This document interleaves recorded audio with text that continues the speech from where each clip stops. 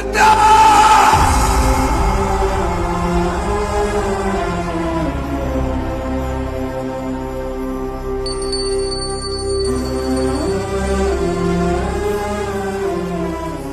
ಕೇಳ್ಕೋತಿರೋ ನಂದಿ ದೇವ್ರನ್ನ ಕೇಳ್ಕೊರಿ.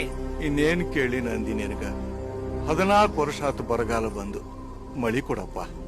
10 ವರ್ಷ ಆತು ಊರ್ ಜಾತ್ರೆ ನಡೆದು ಊರ್ ಬಿಟ್ಟು ಮಂದಿ ವಾಪಸ್ ಬಂದು ಮತ್ ಜಾತ್ರೆ ನಡೆಯೋಂಗ್ ಮಾಡಪ್ಪ. ನಡೀತತೆ ಜಾತ್ರೆ ನಡೀತತೆ.